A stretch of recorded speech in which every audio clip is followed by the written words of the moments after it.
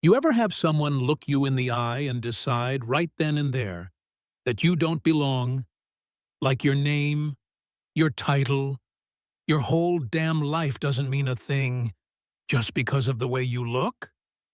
Yeah, that happened to me. And it started with the sound of glass shattering on asphalt. It was a quiet spring morning. I'd just left the house, robe in the back seat, briefcase by my side, coffee half drunk. I was driving my old Dodge, nothing fancy, but it ran smooth. Only thing wrong with it was a cracked left tail light. Still worked, still legal, just cracked. I had an appointment to get it fixed that weekend. Figured I'd be fine. I was about 15 minutes from the courthouse when I saw red and blue lights flash behind me. I wasn't speeding, hadn't run a stop sign. I pulled over like I always do. Calm, respectful, by the book. I'm a judge. I am the book. The officer, white guy, stocky, mirrored shades, walked up with the kind of walk that tells you he's already decided who you are. Didn't even say good morning. Just barked, "License and registration." I handed them over, no fuss. He looked at my info, then over my shoulder, noticed the robe folded in the back seat. "What's that for?" he asked, eyebrows raised. "I'm Judge Clark," I told him, heading to Red Hill Springs Courthouse for a hearing. He looked me up and down, laughed like I had just told a joke. "You? A judge? In that car?" That's when I knew it wasn't about the tail light. It was about me. He saw a black woman in an old car, dressed too sharp for his comfort, and figured I was pretending. You people really think you can fool everybody with a fancy outfit and a story? I didn't argue. I'd seen this kind of man before. No facts would change his mind. But I said, "Sir, you're welcome to call dispatch. My plate is registered. I'm due in court in 30 minutes. He leaned in close. "Step out of the vehicle." So I did. He walked around my car, slow, looking for something to justify what was coming. Then he pulled out his baton. "You want to play judge?" he said. "Let's see what your judge car looks like." And with one swing, smash, right tail light gone. Then the left, then the brake lights, glass everywhere. He didn't say another word, just breathed heavy like he was proud of what he'd done, dropped his baton back in the holster, and walked off with a warning. "Fix this junk and stop pretending." I stood there, heart pounding, not from fear, but from something colder. Humiliation. Fury. That man didn't just wreck my car. He tried to wreck my name, my dignity, everything I worked for. But he didn't know who I was. I pulled out my phone, called the courthouse, told our clerk, Evelyn, what happened. She gasped. "Was it Officer Foster?" she asked. "He's had complaints before." "It was him," I said. "And I want this documented. Officially. I'm not letting it slide." 15 minutes later, our court SUV pulled up. Frank, one of the guards, opened the door. "You all right, Judge?" "Not hurt," I said, "just done being quiet."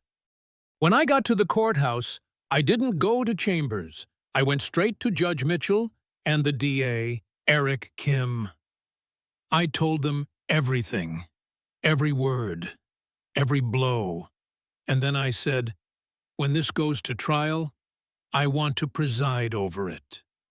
They both blinked like I'd grown another head. "Naomi, that's—" "I know what it is," I said. But it wasn't just me he went after.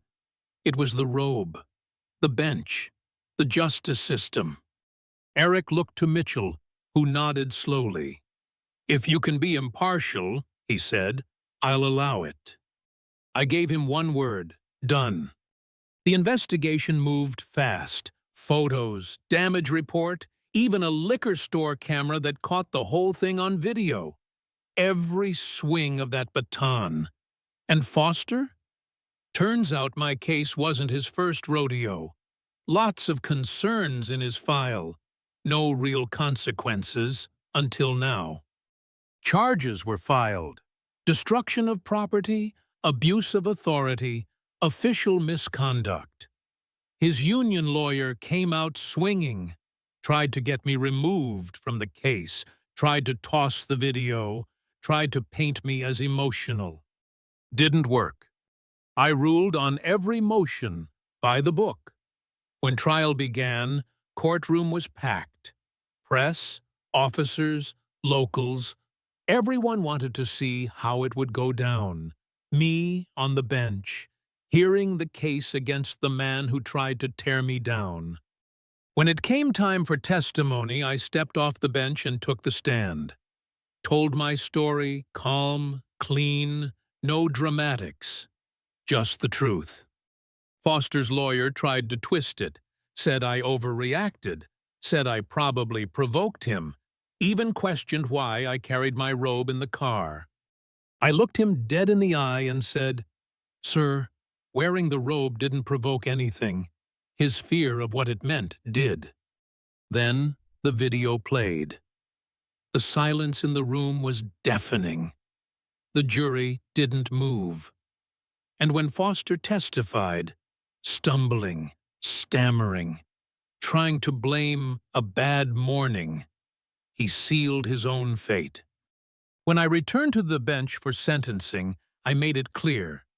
This wasn't about a broken taillight. It was about broken respect for the law, for this court, and for a person who wears that robe with pride. I sentenced him to 2 years in prison, full restitution, and a hefty fine.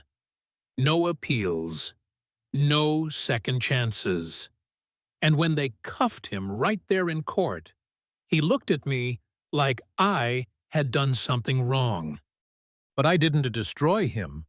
I just made sure justice didn't look the other way. Red Hill PD released a statement, promised training, accountability, yada yada.